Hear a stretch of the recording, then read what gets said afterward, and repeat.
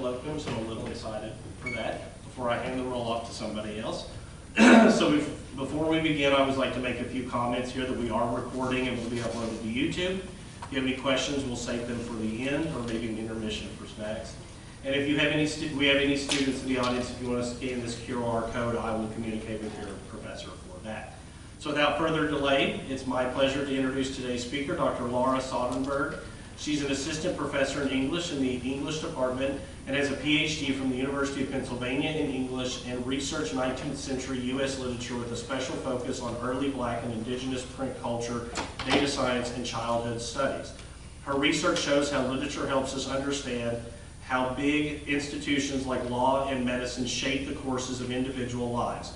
Her book, Vicious Infants, Dangerous Childhoods in Antebellum U.S. Literature, was published with University of Massachusetts Press in 2021. Her work can also be found in places like American Literature, American Quarterly, J19, and Studies in American Fiction. Without further ado, I'll hand it over. Thank you so much for that. Thank you. Thank you all for being here with the doom of storms coming upon us.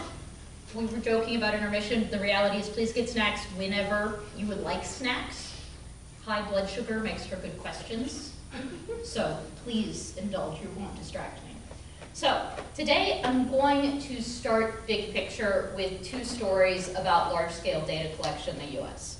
The first story is that in the early to mid 20th century, white Americans began number crunching at large scale, driven by the eugenics movement to quantify data around health and reproductive sciences. This is the movement that generated everything from the circulation of IQ tests to baby shows in state fairs, competitions for the prettiest baby, prettiest being loaded in all kinds of ways, to forced sterilization, perhaps culminating in this pair of statues that is titled The Typical American Man and Woman and is based, honest to God, on Harvard undergraduates who were told to strip naked and were photographed and measured, and those measurements were then averaged out to produce these statues as the average American.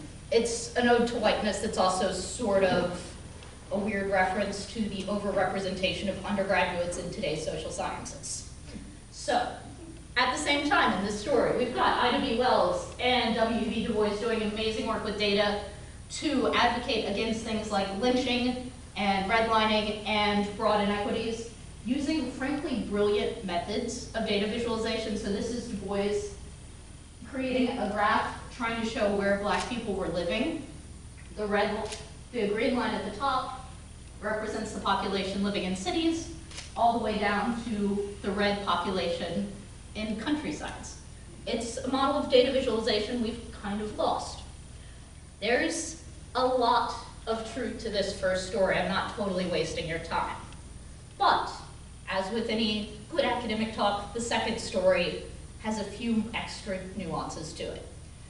In the second story, we notice the fact that by the time disciplinary techniques get used on white babies and Harvard undergraduates, they've probably been used against somebody else already. And Du Bois and Wells were brilliant, but they weren't working in a vacuum.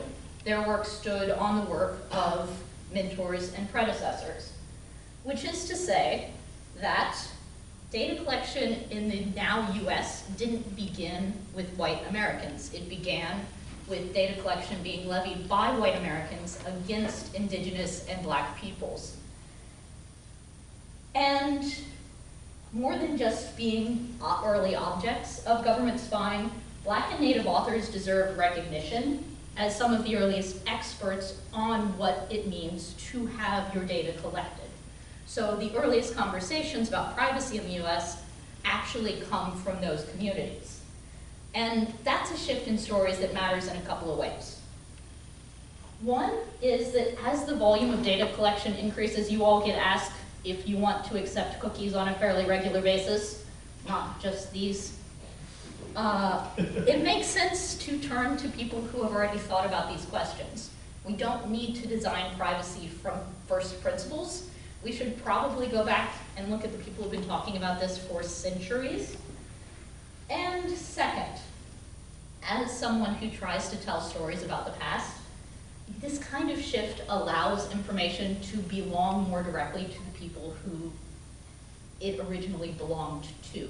That is to say, if we're reading archives about spying, I thought I had my title still up, about spying on early Black Americans, we should see how early Black Americans thought and wrote about this spying.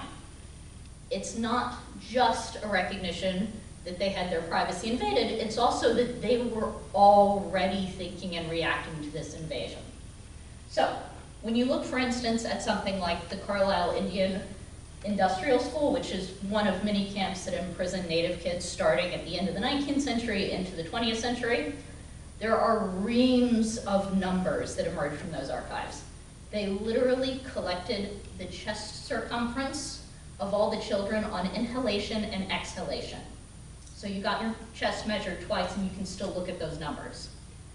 And for someone from the present looking back at those numbers, you can imagine yourself in the position of the Carlisle administrator saying, oh look, they're trying to collect information about health, this is how they were thinking about eugenics, etc., and that's valuable.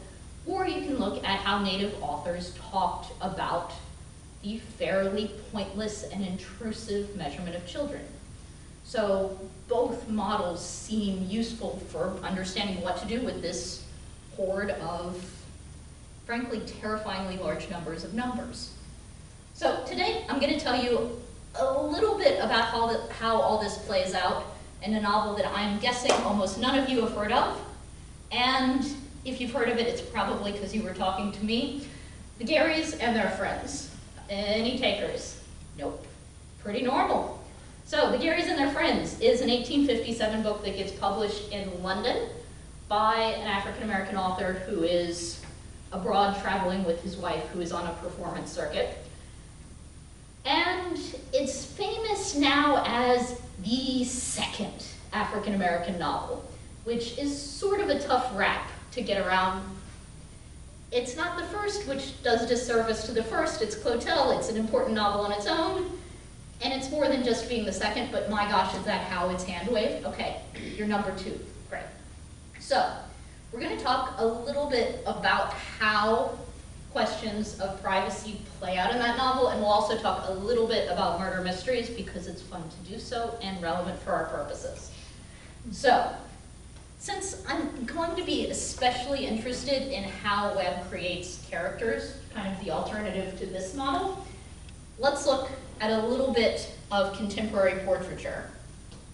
So, we have here 4 portraits.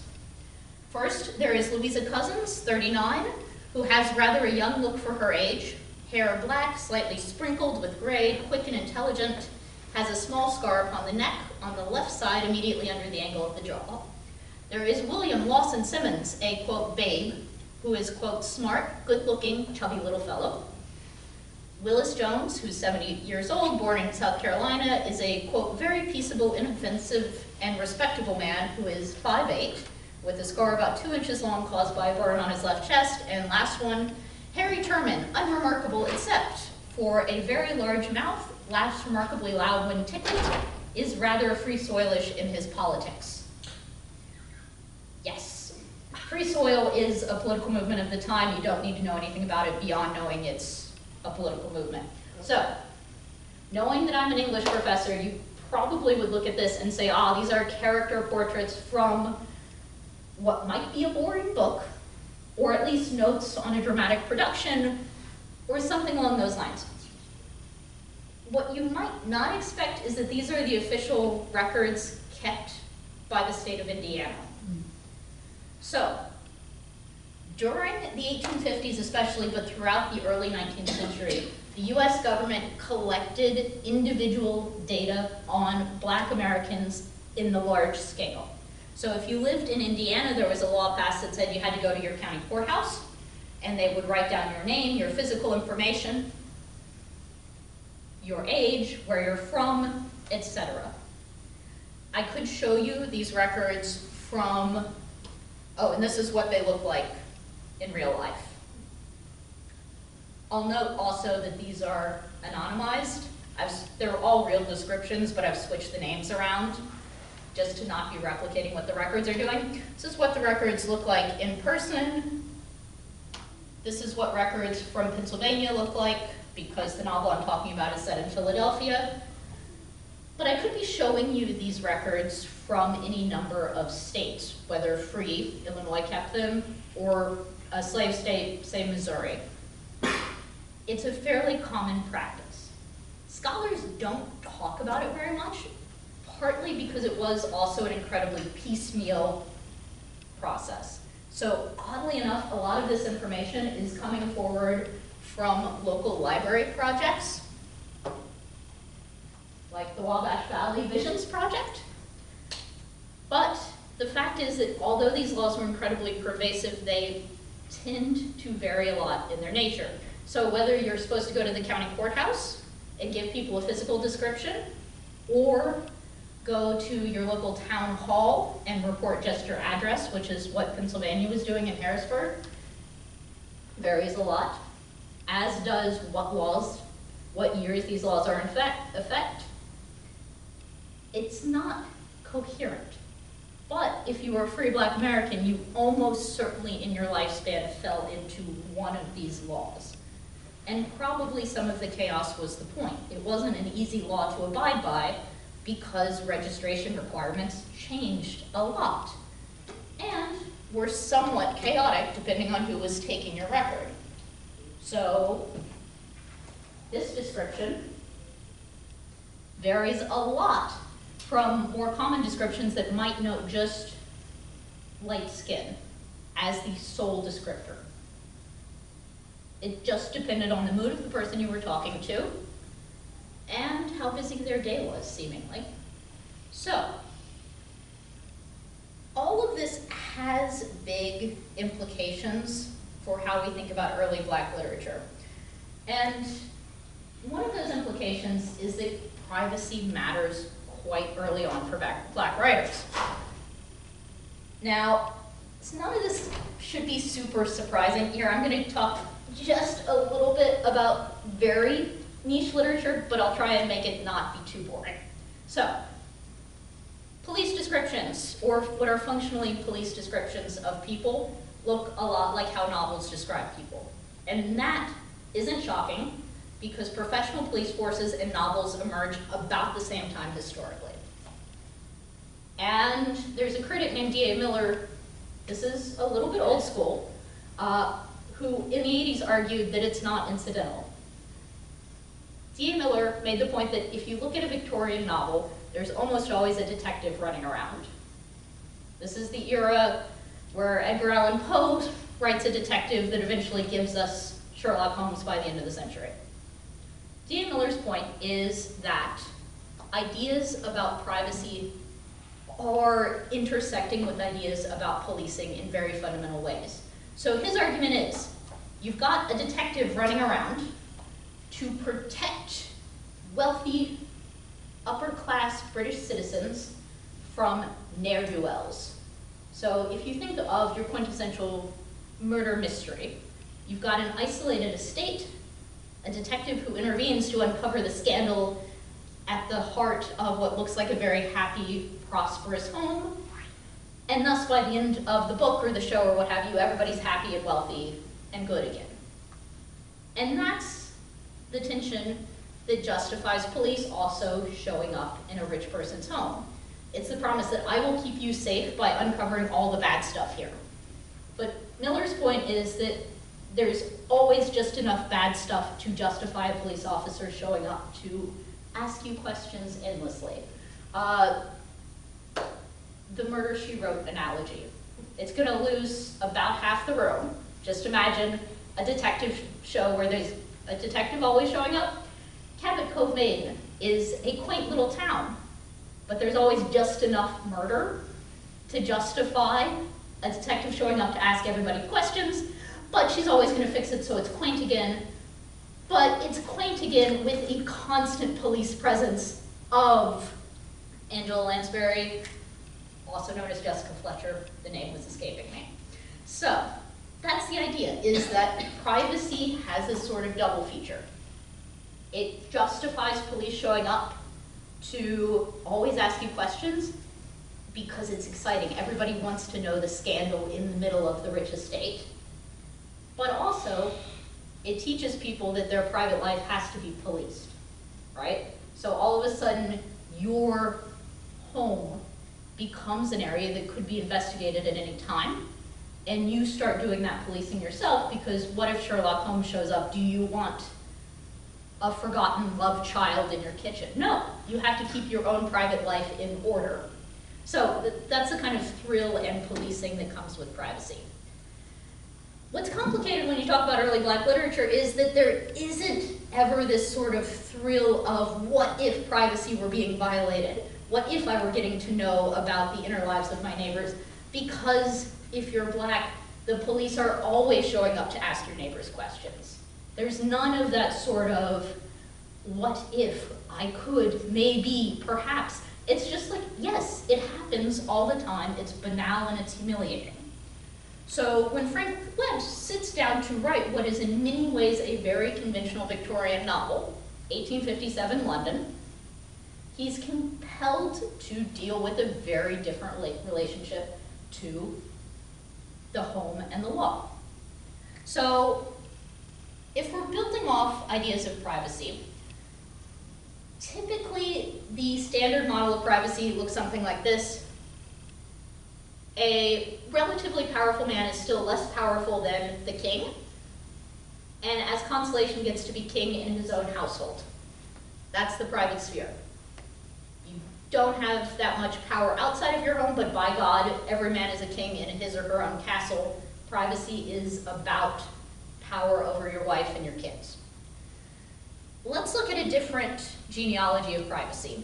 Pennsylvania starts to consider a statewide registration law in the early 1800s, and one of its opponents, James Forten, writes an letter of opposition that becomes one of the early discussions of privacy. For Forten, privacy looks very different. He writes, "Let us put a case in which the law in question operates peculiarly hard and unjust. I have a brother, perhaps, who resides in a distant part of the Union, and after a separation of years, actuated by the same fraternal affection which beats in the bosom of a white man, he comes to visit me. Unless that brother be registered in 24 hours after and be able to produce a certificate to that effect, he is liable to a fine of $20, to arrest, imprisonment, and sale." So, for Forten, the hypothetical model of privacy isn't my wife being exposed to government power.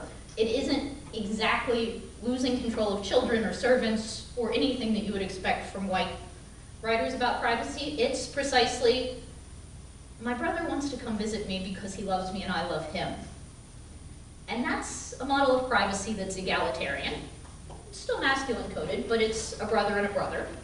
And it's fundamentally about hospitality rather than a house that's closed off to everybody else. So, James Forten is an interesting figure. He is one of the richest people in Philadelphia, regardless of race.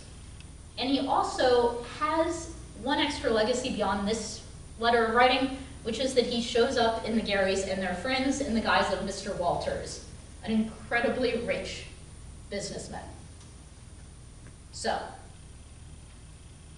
I want to talk a little bit about how I think Webb is adapting Forten's ideas into his own novel. I got to tell you a little bit about the plot of this book. Give me leeway, you don't have to know everything. But it's kind of sprawling, but it centers on a few main families. There's the Gary family, a mixed race family. Mr. Gary was an enslaver in Georgia, marries and eventually frees Mrs. Gary, who is a black woman. They have a couple children. Then they're friends with and family to the Ellis family, who are less wealthy, but perfectly happy. I went back and forth about middle class versus working class. It's kind of on the bubble. And Mr. Walters, who's just richer than everybody in the novel. Okay, so that's the half of the novel about Black Philadelphia. The half of the novel about white Philadelphia centers on the Stevens family. They are the villains of the novel, especially Mr. Stevens, who is a scheming lawyer who makes connections with the Irish-American drug mobs of Philadelphia. The book does not care for Irish people. And gives them a list of all of the addresses that wealthy black families live at. And then he instigates a race massacre that culminates in the death of some of these characters. Let's be vague for a minute. And then the second half of the novel is all about the repair that happens after this massacre. Now you'll hear some of the echoes of registration already. It's a list of addresses circulating and targeting black families for violence. And in some ways this book is, like I said, incredibly conventional as a Victorian novel. Mr. Stevens has a murder plot. He kills Mr. Gary. Sorry, spoilers. He shows up as a surprise cousin. He steals a will.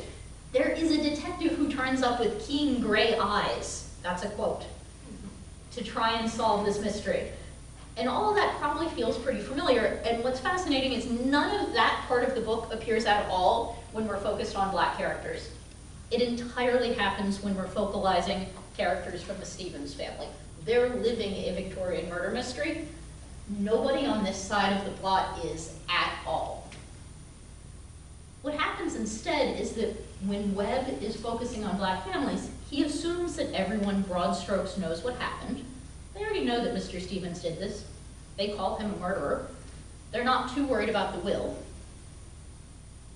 Instead, all of the tension is about social relationships and what it means to survive and repair after surviving a massacre.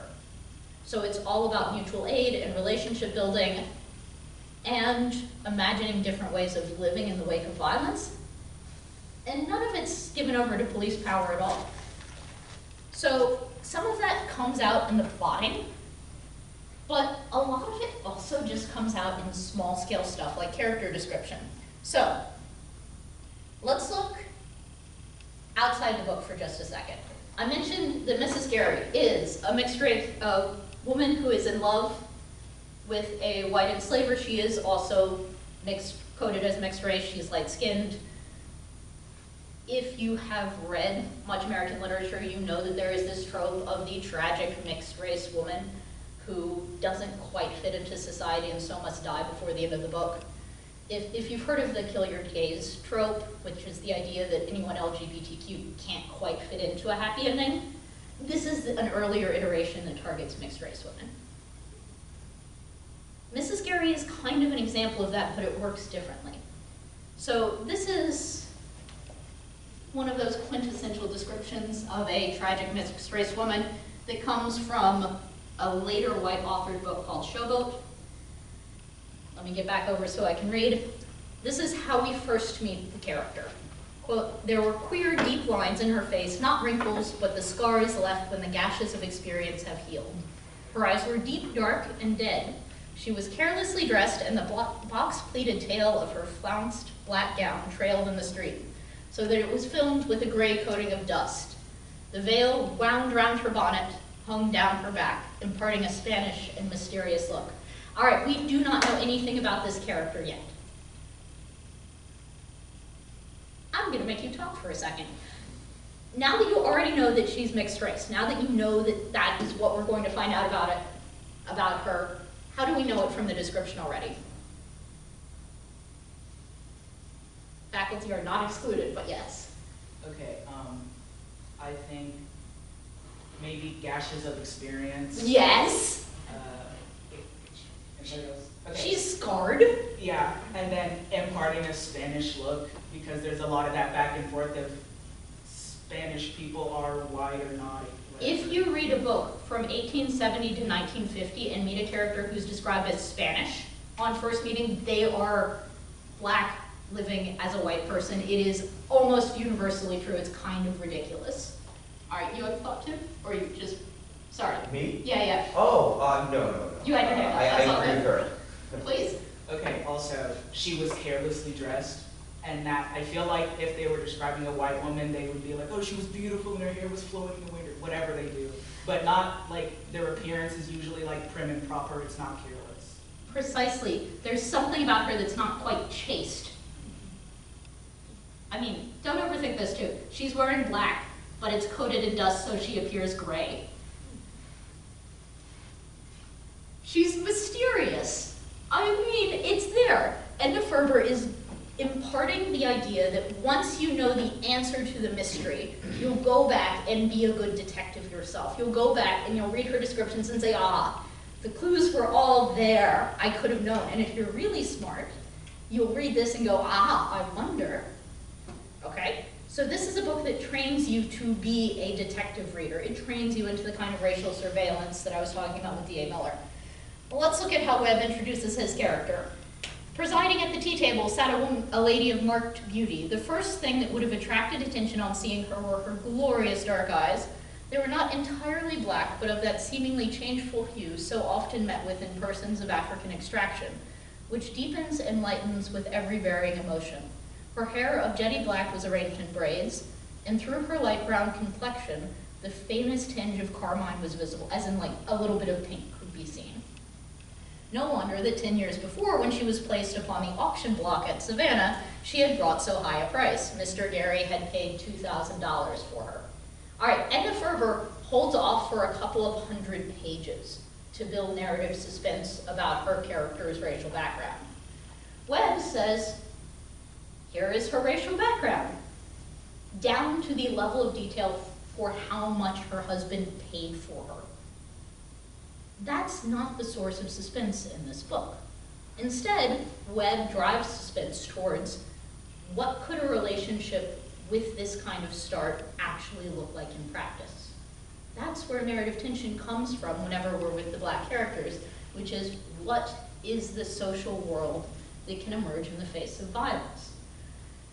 And that also flies directly in this kind of data vision generated by registration. Think back to those registration laws I mentioned. They're fundamentally individualizing. Some registers will note, oh, this is a husband, this is a wife, this is a child of so-and-so, but that's relatively rare. Most of the time you get a name, an address, physical description. Sometimes you'll get a rural county where there are 12 people with the same unusual last name, all listed together, and the register will have no indication that these people have ever met in their lives. That fits with some of the Eurocentric models of privacy. It doesn't work at all with Fortin's. Webb is directing us to say, all right, here's what surveillance doesn't see. It's all of these social relationships. And those social relationships are also what lets black families survive a massacre. They work together. They all basically make a fortress out of Mr. Walters' home and fight back. And so Webb is talking about a model of privacy where what's private is actually something that looks much more social than you might expect. And he's also directing us to say, if you are under surveillance, let's think about the ways that data fails to see things. Because in those failures to see things are opportunities to sidestep and resist. So, I'm going to stop talking just in a minute, but I will also say one implication of that, in addition to saying like, all right, data collection, surveillance is incredibly intrusive, but it's not particularly good at its job. We should notice the ways that it's not particularly good at its job. It's theater. Webb is also noticing all the ways that work that takes place in the home still has political impact. It takes the idea of the private home, Mr. Walters' bachelor pad, and says this is a place where people can gather and organize and resist. And that also has implications for saying like, oh look, the work that female characters do matters for political resistance as well. So, all of this is to say that Webb is not asking for better data collection, he's asking for people to pay attention to the portraits that data generates and to notice how it slips and fails as a way of redirecting your attention. Thanks, everybody.